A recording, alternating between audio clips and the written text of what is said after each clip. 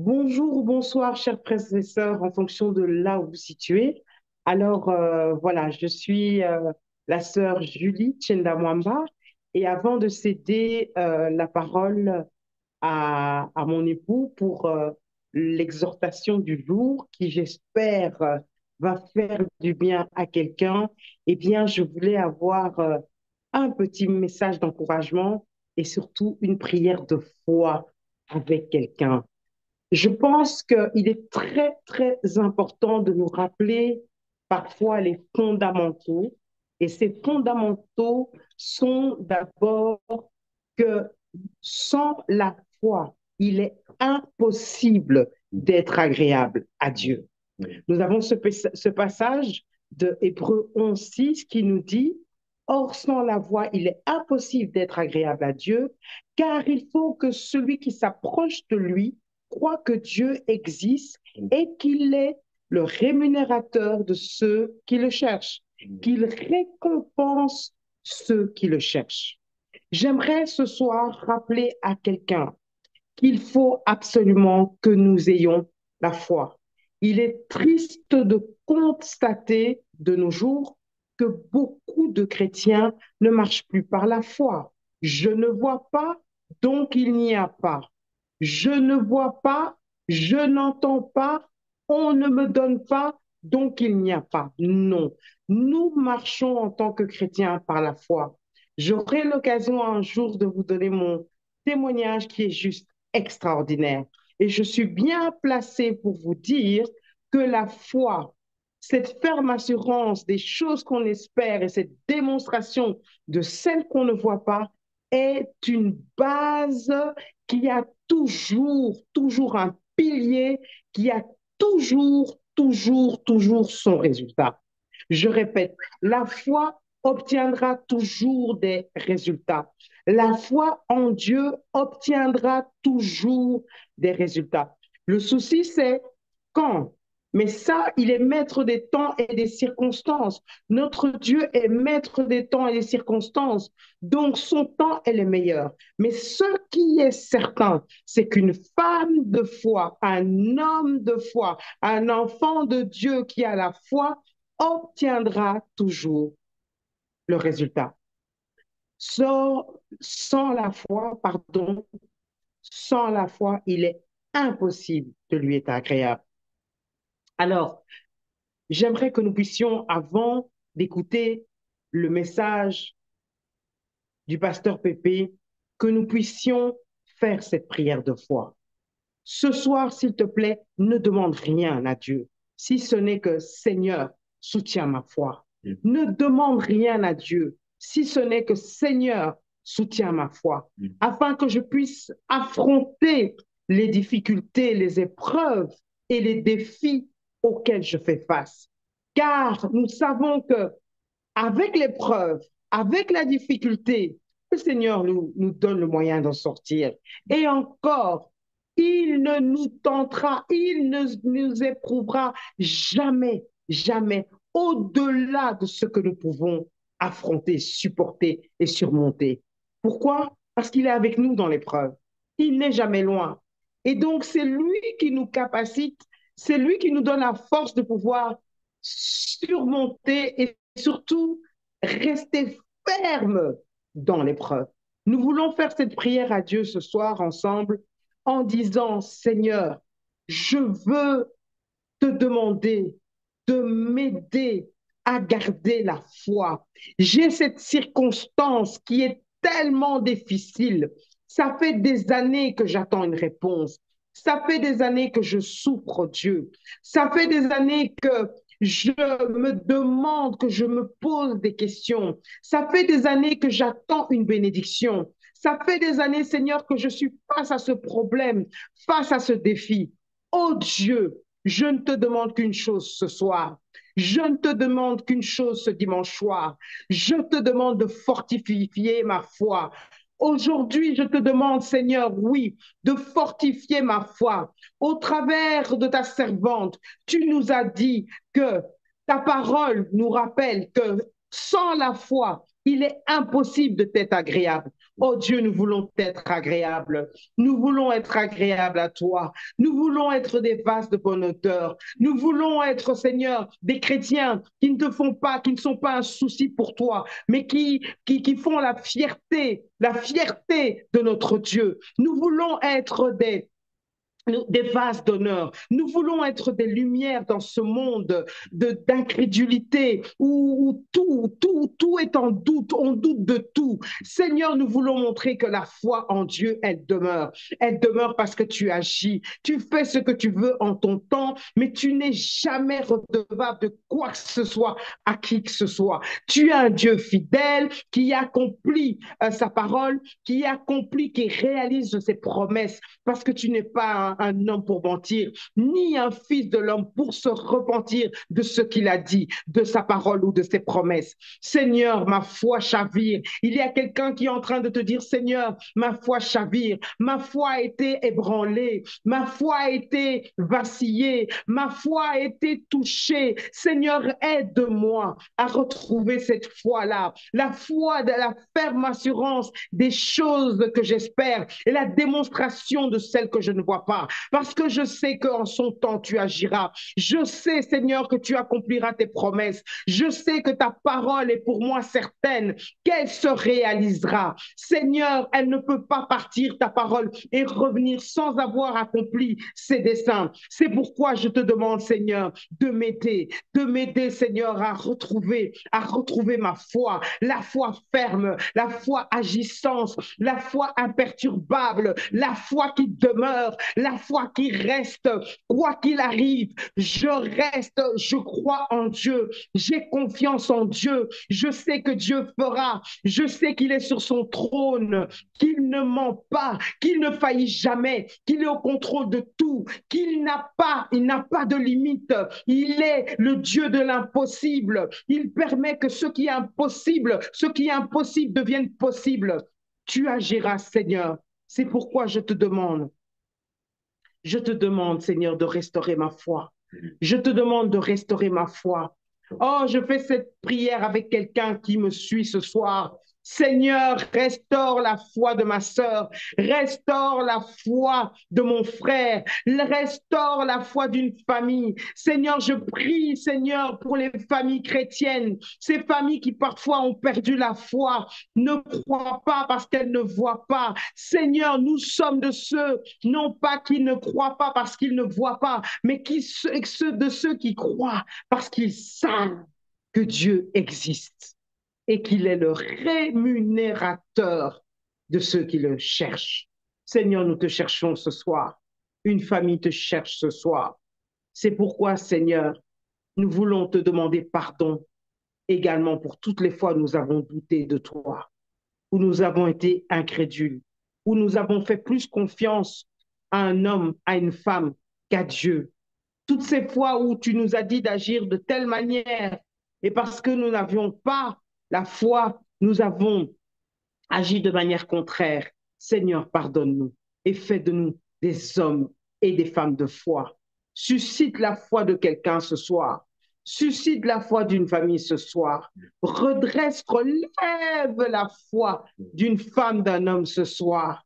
Et que, Seigneur, ce que nous attendons, parce que, Seigneur, nous avons eu foi, eh bien, tu fasses infiniment au-delà de ce que nous attendons, de ce que nous espérons et de ce que nous demandons. Parce que c'est toi, Dieu, qui est comme ça. Tu es comme ça. Tu ne peux pas faire pour nous satisfaire, mais tu fais pour te satisfaire toi-même. C'est-à-dire que tu fais ce qui est extraordinaire, ce qui est surnaturel, ce qui n'est même pas monté au cœur de l'homme. Seigneur, fais ce que tu veux et aide-nous, Seigneur, à croire en toi et ne jamais baisser dans notre foi davantage. S'il te plaît, Seigneur, nous te le demandons. Nous te disons merci parce que nous savons que des femmes et des hommes ont été restaurés dans leur foi ce soir. Et nous savons que dans cette émission, dans ce programme, dans cette chaîne de cœur à cœur, bientôt, des témoignages vont suivre parce que la foi de certains qui manquaient de foi ou dont la foi avait été ébranlée va être restaurée. Nous te bénissons, nous te rendons toute la gloire et l'honneur au nom de Jésus. Amen. Je crois fermement que ce soir est un nouveau départ pour un frère, pour une sœur, pour une famille. Et je vous demande, s'il vous plaît, lorsque vous verrez que votre foi restaurée produira le fruit, même au-delà de ce que vous aviez demandé, espéré, ou euh, oui, demandé ou espéré, eh bien, je vous demande vraiment de témoigner sur cœur à cœur et dites-nous afin que aussi ça puisse encourager notre foi. Que Dieu vous bénisse. À très bientôt. Éternel Dieu, à toi toute la gloire, l'honneur, la puissance, la majesté. Nous sommes heureux et bénis de nous retrouver ce dimanche afin de partager la pensée du Seigneur. Nous bénissons la présence de Dieu qui n'est pas seulement ici, mais qui nous accompagne. Souvenez-vous, il a dit, je serai avec toi jusqu'à la fin. Sa présence est avec nous. Sa présence nous accompagne matin, midi et soir. Où que nous allions, sa présence est avec nous. Alléluia. Nous sommes avec Dieu et si quelqu'un dit que je n'ai jamais vu Dieu, je te propose de regarder ton mari, ta femme, tes enfants ou tes amis. Tu verras Dieu, il est juste à côté de toi. Il est avec nous. Quelqu'un déclare avec moi, Dieu est avec moi. Dieu est avec toi. Dieu est avec toi, même dans le pire cauchemar que tu traverses actuellement. Dieu est avec toi, même toi qui fais face à cette adversité. Dieu est avec toi. Dieu est avec toi, même si maintenant tu es isolé, seul quelque part. Dieu est avec toi qui est rejeté.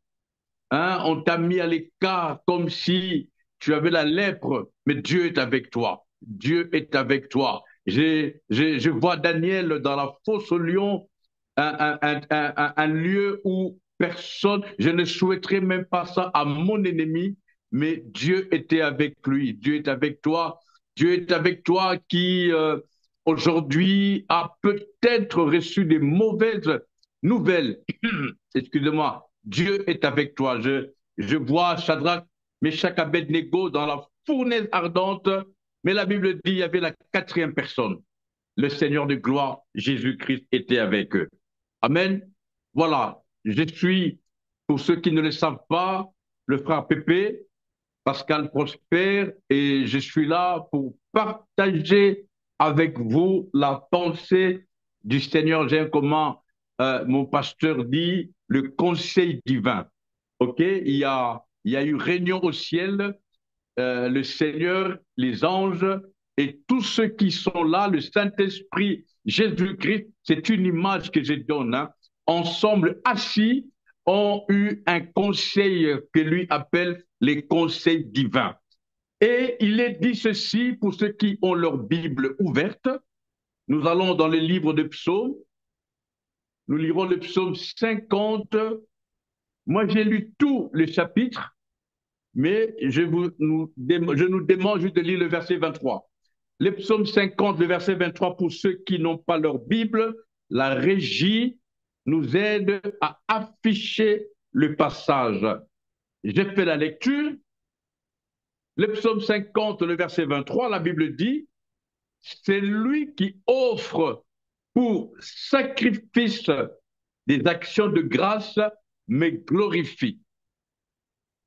La deuxième partie du même verset, et à celui qui veille sur sa voie, je ferai voir le salut des dieux. Parole du Seigneur. Que mon Dieu nous fasse grâce pour le partage, la méditation et surtout la compréhension de son conseil. Dès lorsque la compréhension et dès lorsque nous comprenons les conseils de Dieu, la pratique sera simple. Souvent, il nous a été difficile de pratiquer quand nous n'avons pas compris. On a du mal à mettre en pratique quelque chose qu'on n'a pas compris.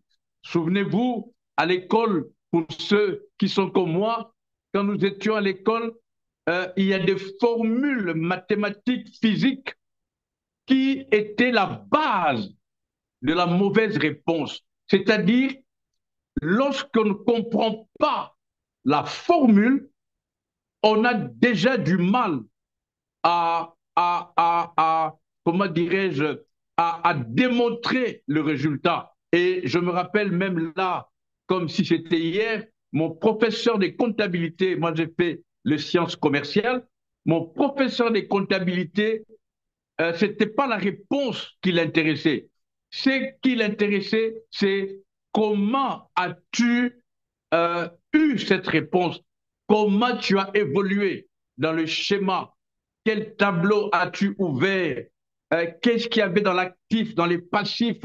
Qu'est-ce qu'il y avait ceci et cela? Donc, c'est la procédure. La procédure. Et cette procédure, ceux qui ont fait la physique comprennent mieux que moi, cette procédure ne peut être démontrée que quand on a la connaissance de la formule. Alléluia. Alors que Dieu, par son esprit, nous aide à comprendre ce passage afin de pouvoir, dans les secondes à venir, mettre en pratique cette parole. Je veux m'attarder sur la deuxième partie. Si la régie peut me réafficher, ne fût-ce que la deuxième partie de ce verset, il dit, et à celui qui veille sur sa voie, je ferai voir le salut des dieux. Je commence à veiller sur mes voies. La Bible dit, Dieu me fera voir le salut des dieux. Je veux le répéter. Aujourd'hui, tel que tu es là, tu prends la résolution personnelle de veiller sur tes voies. Dit, ce n'est pas moi qui le dis, c'est marqué dans la deuxième partie du verbe, promet de te faire voir le salut. Alors j'ai été, pour ceux qui ne le savent pas, chercher la définition biblique du salut des dieux. Et on m'a dit, le salut, c'est la délivrance, c'est la libération. C'est-à-dire, quand je me décide de veiller sur mes voies, nous allons en parler, je vous amène quelque part. Quand je me décide de veiller sur mes voies, Dieu, en d'autres termes, m'accorde la délivrance et me libère. Savez-vous que la délivrance et la libération sont ces genres d'éléments qu'on nous accorde? Alléluia. Il y a un débat là-dessus avec quelques amis pasteurs où se délivrer sonne mal. On est souvent délivré. Se libérer sonne mal. On est souvent libéré. C'est une force extérieure qui vient nous délivrer, qui vient nous libérer.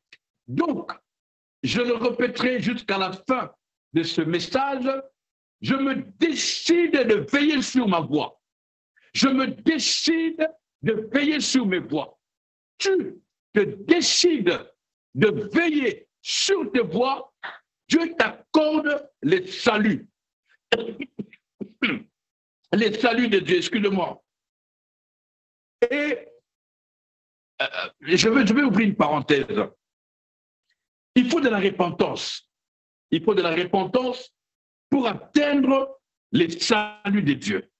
Et la repentance, comme vous le savez, c'est une parenthèse que j'ouvre. Je vais vous en parler dans quelques secondes. Pourquoi?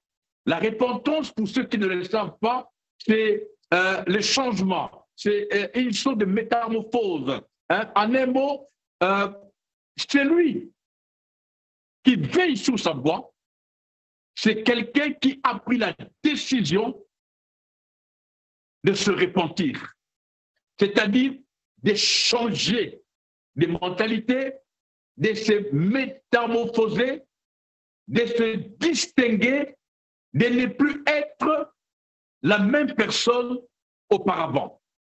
Est-ce qu'on se comprend? Celui qui veille sur sa voie, c'est quelqu'un qui a pris le temps de s'asseoir et de se dire, OK, là c'est bon, je veux que les choses changent. Parce que, voyez-vous, j'ai fait un constat amer. La plupart des choses que nous vivons, ou les chaos sur la terre, si vous voulez, les difficultés dans les couples, dans des familles, au travail, c'est dû à, au fait que quelqu'un qui n'est pas sur une bonne voie, mais se maintient dans cette voie. Alléluia. J'ai parlé à un jeune frère qui aspire à devenir manager d'un restaurant. Alors, il utilisait les méthodes dites méthodes fortes, hein, la rigueur, la discipline exagérée, punir, sanctionner. Et puis, son équipe pleurait et la plupart sont venus me voir. Alors, j'ai pris soin d'appeler ces jeunes frères et je lui ai dit, de par la définition du leadership, c'est-à-dire il y a une foule qui est derrière toi. On ne peut pas parler de leader s'il n'y a pas une foule. Ce qu'on appelle les suiveurs. Les suiveurs suivent, si vous permettez la tautologie, le leader. Et un leader méchant va faire fuir les leaders. La Bible dit, je paraphrase, lorsque le roi est méchant, le peuple se disperse. Voyez-vous, mais quand les leaders, comme notre leader à nous, Jésus-Christ de Nazareth, est rempli de compassion, d'amour, de charité, c'est pourquoi jusqu'à ce jour, il n'est pas là physiquement, mais nous continuons à les suivre et même à parler de lui. Donc, quand quelqu'un n'est pas sur une bonne voie, et c'est là que j'ai trouvé une de puissante prière que David avait faite, une forme de déclaration qui avait totalement changé sa vie. Et je crois même que c'était là le secret de David. Si la régie peut me trouver ce verset, David dira un jour à Dieu, sonde-moi, éprouve-moi, disait David, et regarde si je suis sur une mauvaise voie, et conduis-moi sur la voie qui mène à toi. Voici, frères et sœurs, le conseil divin pour nous qui avons le privilège de vivre ces jours et les jours à venir. Réformons nos voies. Veillons, j'aime beaucoup, comme il est dit, veillez sur ces voies. C'est-à-dire, en un mot, j'ai été vérifié, veiller. Veiller veut dire prendre soin. Veiller veut dire s'assurer. Selon le dictionnaire, veiller veut dire contrôler ou même se soucier. Veiller veut dire prendre garde. J'ai beaucoup aimé ça. Et vous avez peut-être même d'autres définitions. Veiller veut dire surveiller, vérifier, rester éveillé, n'est-ce pas? Il y a, quand on parle de veiller sur sa voie, automatiquement, il y a probabilité qu'il y ait un danger. On ne peut pas nous interpeller à veiller s'il n'y a aucun danger.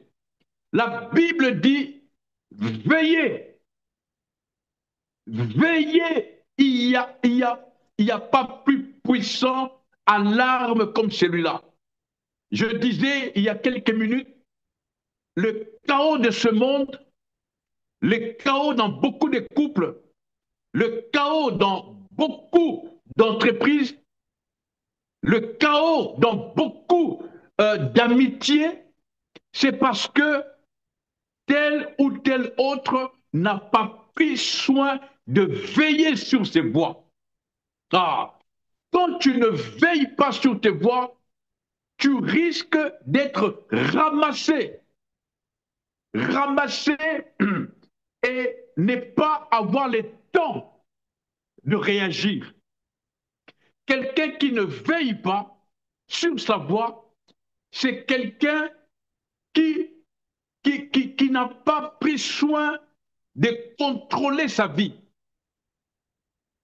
Quand tu prends le temps de prendre soin, de t'assurer que tout va bien, de contrôler, hein, comme une femme avant de sortir, même un homme, elle s'assure qu'elle est bien habillée et que on ne voit pas les parties de son corps, tout est bien fait. Le contrôle, quand on ne se soucie pas, quand on ne prend pas, on ne surveille pas sa vie, quand on ne surveille pas sa voie, on est sur une voie de perdition. C'est parce que je veille sur mes voies que je suis convaincu qu'on ne me trouvera pas dans d'autres choses.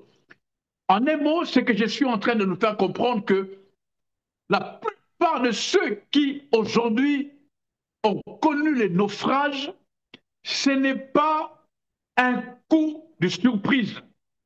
C'est malheureusement parce qu'ils n'avaient pas pris le soin de veiller sur leur voie. Pour voir le salut de Dieu, il faut l'intervention de Dieu. Il n'y a que lui seul qui peut nous faire voir son salut. Or, il nous dit dans le psaume 50, le verset 23, la deuxième partie, si tu veilles sur ta voie, je te ferai voir le salut de Dieu. Il n'a pas dit si tu pries, il n'a pas dit si tu jeûnes, il n'est pas dit si tu vas à l'église tous les jours. Ces genres de pratiques souvent nous éloignent et nous mentent, en tout cas pour ceux qui ne comprennent pas l'importance de ces choses-là, de ces pratiques. Aller à l'église, nous allons avec allégresse, même comme dit la Bible, pour célébrer le Seigneur. Prier est une forme, une des parties qui renforce le fait de veiller sur soi. Parce qu'il te sera difficile de veiller sur toi si tu ne pries pas. Alléluia. Le jeûne et toutes ces pratiques font partie de ce package. Veille sur toi. Je veux dire à quelqu'un, veille sur toi. Veille sur toi veut dire veille sur ce que tu dis. Veille sur ce que tu penses. Veille sur ce que tu regardes. Ne promène pas tes regards partout. Tu n'es pas obligé de tout entendre. Tu n'es pas obligé d'aller partout. Il y a un bien-aimé frère qui m'a dit, il ne va plus dans le fête de mariage parce que à chaque fois qu'il y va, il est traumatisé par ce qu'il voit le chrétien faire. C'est une forme de veiller sur sa vie. Pour lui, pour sa part. Si tu ne veilles pas sur toi, tu ne fais pas attention à ta vie, Tu dois, en d'autres termes, connaître tes limites. Je connais un homme que j'aime beaucoup qui a un problème d'alcool.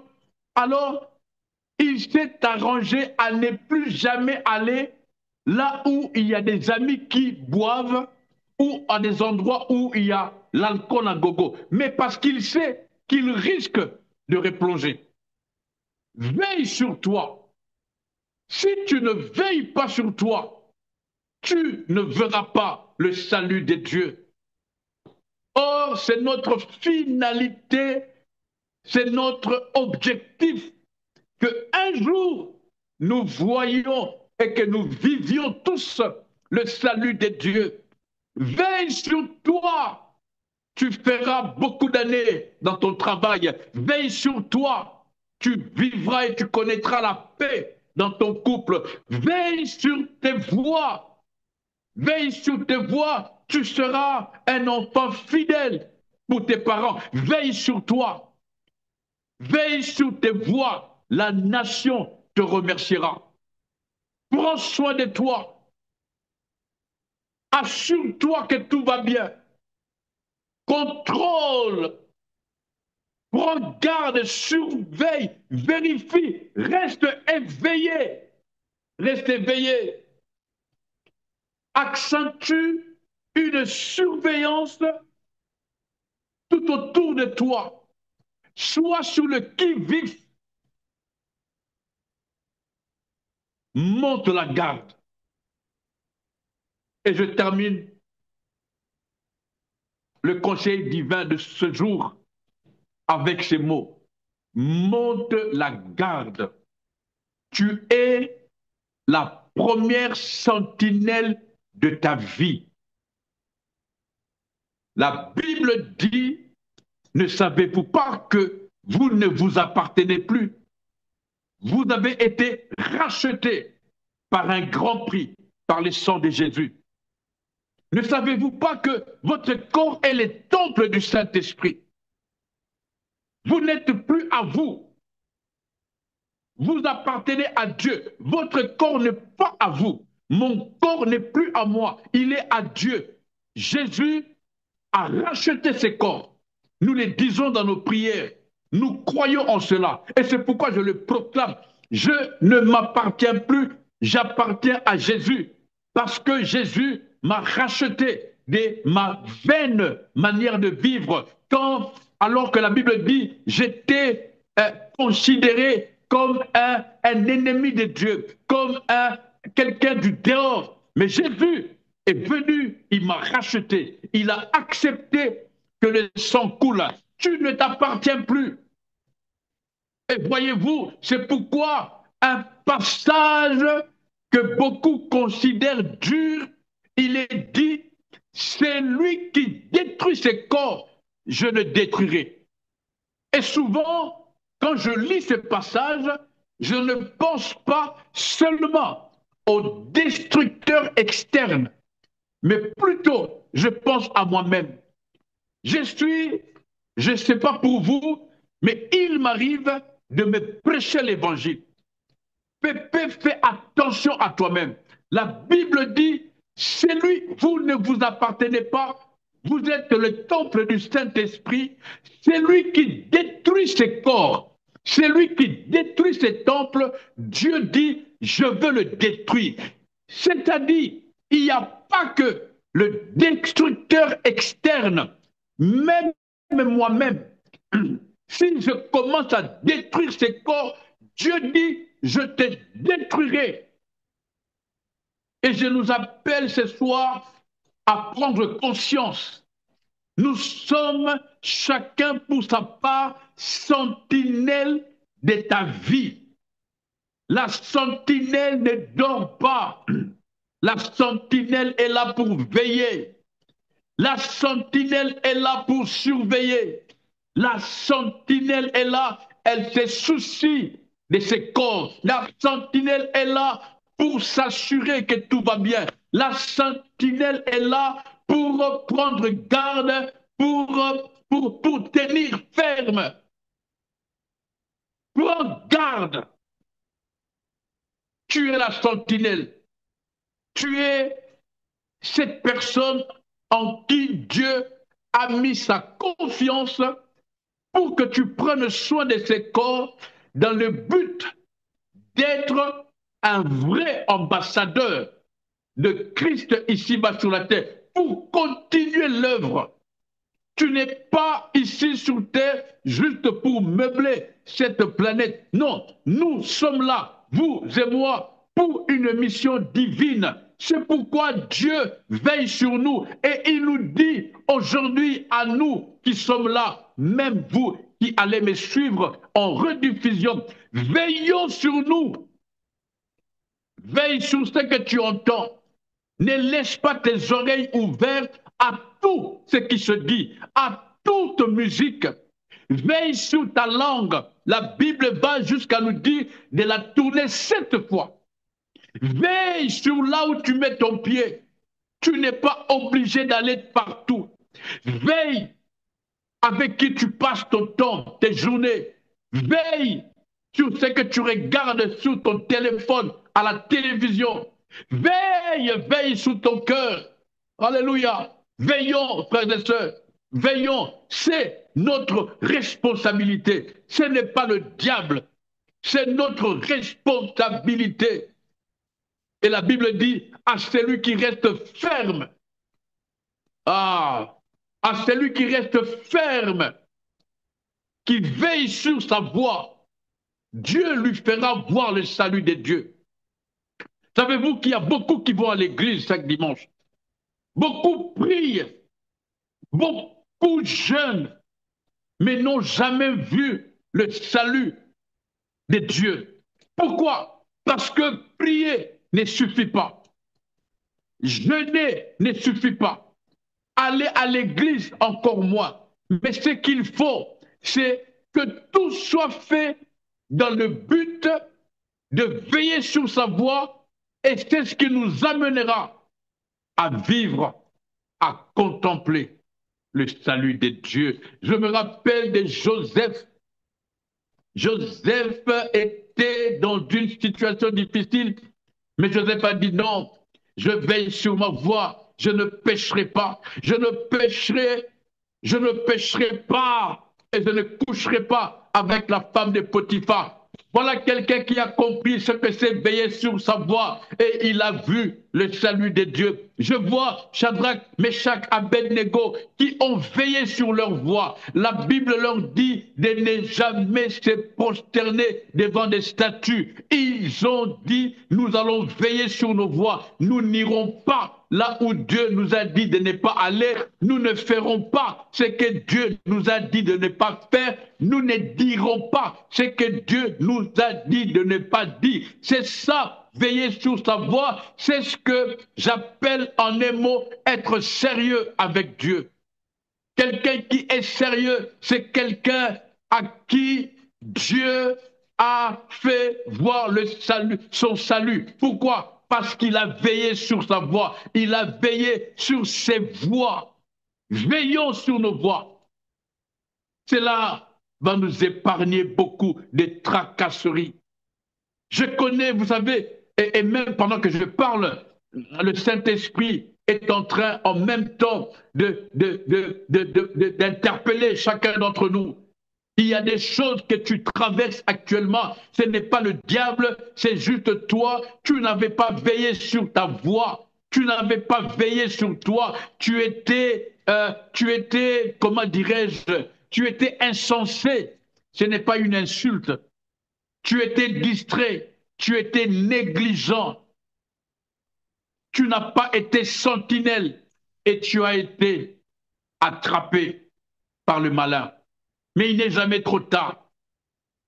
Le Dieu que je prêche a la capacité, si parmi nous quelqu'un revient à la raison, se décide de revenir à Dieu, de réformer ses voies, d'abandonner les mauvaises voies, selon qu'il est écrit, de ne plus marcher en compagnie des moqueurs, de ne plus passer du temps avec des gens qui ne respectent pas la voix du Seigneur, Dieu est capable de te redonner les années qu'ont dévoré l'armée du Seigneur. Et voyez-vous, je ne peux pas clôturer ces moments sans nous dire ceci.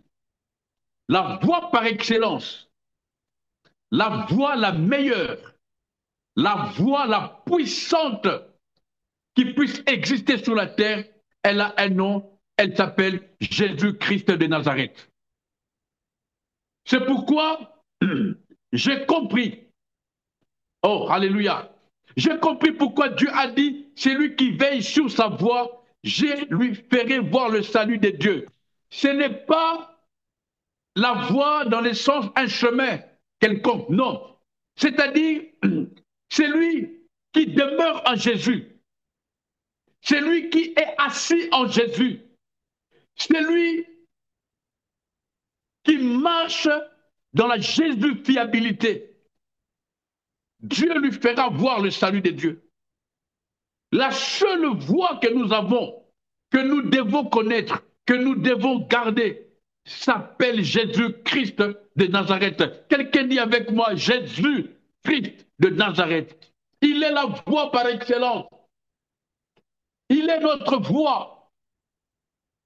David a dit, regarde si je suis sur une mauvaise voie et conduis-moi sur la voie qui mène à toi. En d'autres termes, David disait à Dieu, regarde si je suis en dehors de Jésus et ramène-moi en Jésus.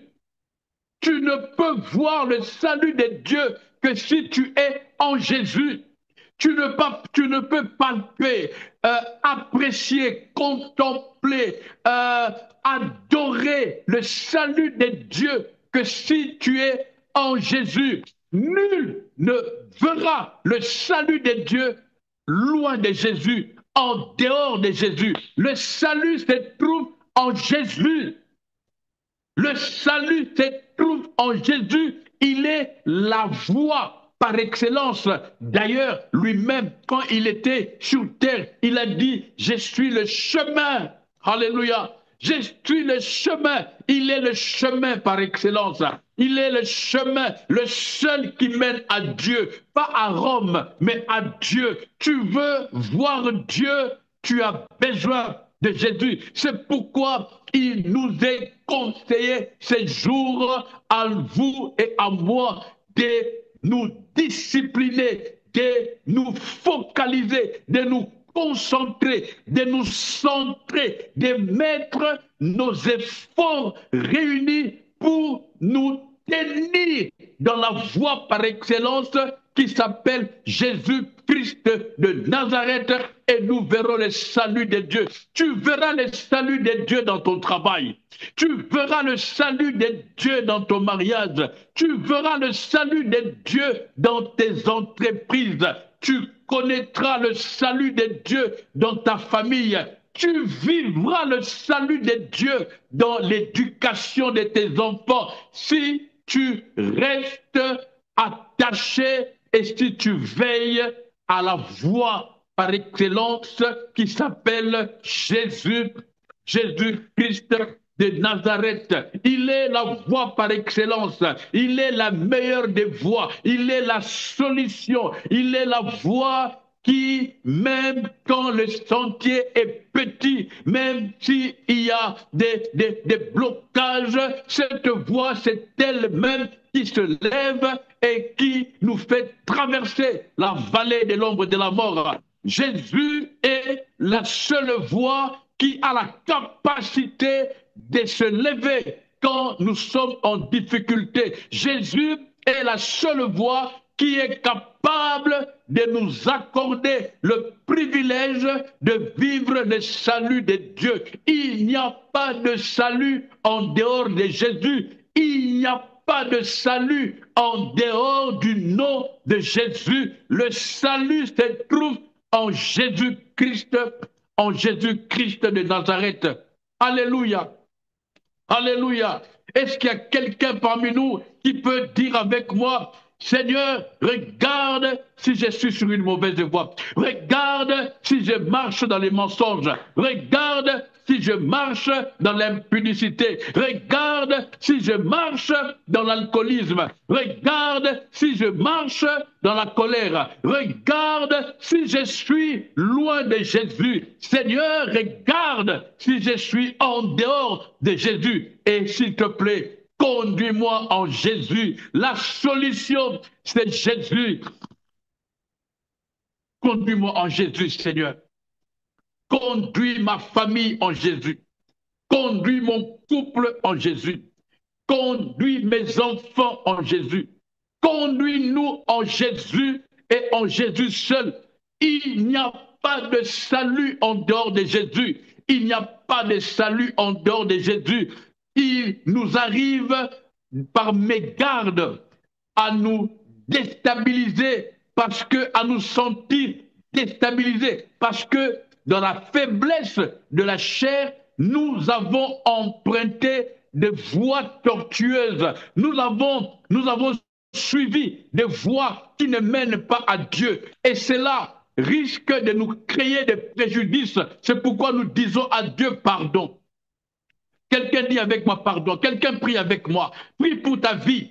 Prie pour ton couple. Prie pour ton futur. Prie pour tes enfants. Prie pour ton travail. Prie pour ton salut. Ici est l'heure de nous soucier du salut de notre salut. Seigneur, je te demande pardon.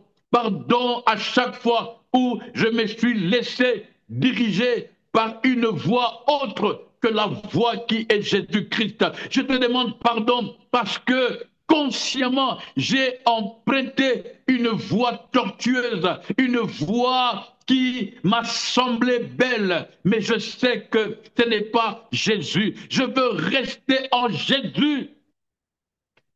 Oh Dieu, aide-nous.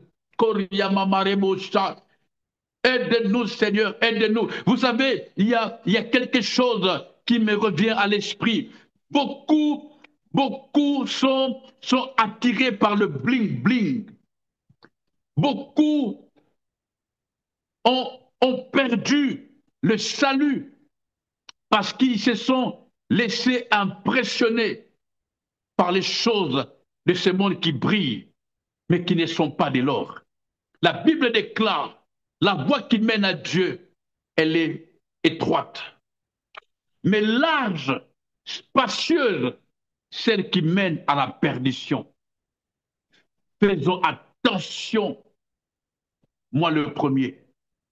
Ne pensez pas que parce qu'une voie est spacieuse, elle est large, elle est magnifique, c'est elle qui mène au bonheur. Non, peut-être que ton bonheur passe par une voie, un chemin tortueux, un chemin étroit. Et la fin, le bout du tunnel, c'est là qu'il y a la gloire. Un jour, j'étais au volant de la voiture dans les pays où je suis actuellement. Alors, il y avait des bouchons. C'est un pays où il y a des bouchons 24 heures sur 24. Mais bon, j'exagère. Alors, j'étais au volant et puis j'ai vu quelque part une route, hein, une avenue. Il n'y avait pas beaucoup de voitures. Et puis, je me croyais être plus malin que les autres chauffeurs. Je me disais, mais quoi, ils ne voient pas ça.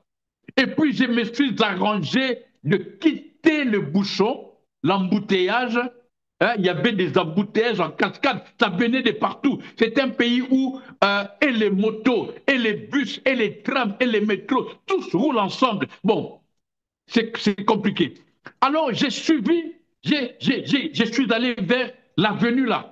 Et j'étais content. Je crois même que j'ai ouvert ma petite bouteille d'eau et je commençais à boire. Je me disais, ouf, je les ai bien eus. Et puis, derrière moi, il n'y avait personne qui me suivait. Et puis, je partais. Fort heureusement, après quelques mètres, il y a des gens qui étaient assis dehors. Ils m'ont dit, hé, hé, hé. J'ai dit, oh, qu'est-ce qui se passe? À peine j'ai fait quelques mètres de plus, je me suis retrouvé devant un rabbin. C'est-à-dire à cause de la pluie, dans les pays où je suis actuellement, il y a eu ravin, hein, la route était divisée en deux. Heureusement, je ne roule pas trop vite. J'avais une vitesse normale. Sinon, on vous aurait dit, on a vu un papa chauve avec sa voiture dans les ravins. Donc, moi, je pensais que la venue spacieuse, grande, elle menait au bonheur. Mais je ne sais pas si vous voyez l'image, hein? Faisons attention. Il y a des fois, ce que nous croyons être bon n'est pas bon. C'est pourquoi il dit veille. Assure-toi que, prends bien garde, surveille, ne sois pas léger, discipline-toi. Et Paul ira jusqu'à dire assujettis ton corps, ordonne à ton corps, impose un rythme de discipline à ton corps, sinon tu es parti. Mon médecin qui, je ne sais pas si elle est croyante, mais mon médecin m'a dit ça.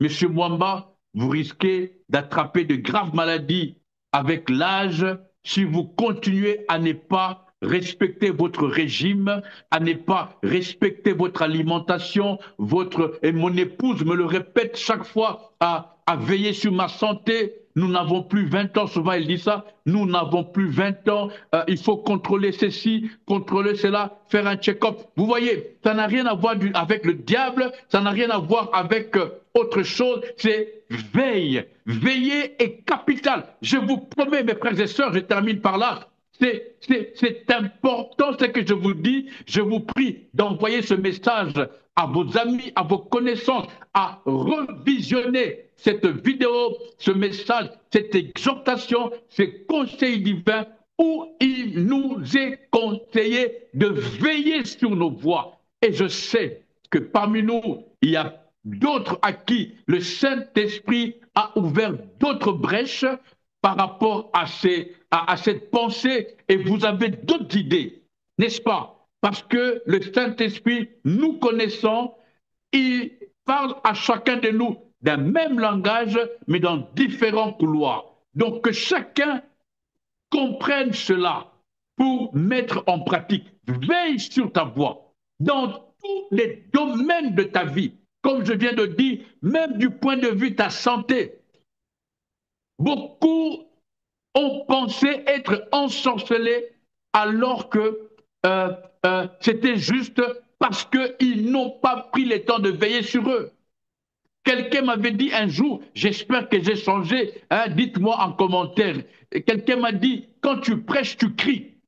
C'est pas bon pour ta santé. Alors, j'ai essayé de diminuer. Est-ce que j'ai diminué ou bien est-ce que je crie toujours? J'ai aimé ça. Hein? J'avais peut-être mal compris au début, mais après, je me suis rendu compte.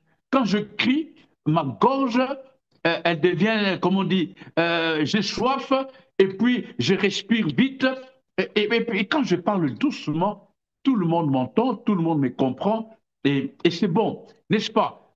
Et puis avant, je n'avais pas compris, mais après, je comprends. Donc, veiller sur soi, c'est dans tous les domaines. Et c'est pourquoi je nous ai toujours conseillé de suivre les émissions, les programmes de cœur à cœur, parce qu'il y a des émissions où on nous parle de la santé, de comment vivre au quotidien, de comment prendre soin de nous. C'est ce que la Bible nous appelle, à veiller sur nous. Je te prie au nom de Jésus. Bye bye.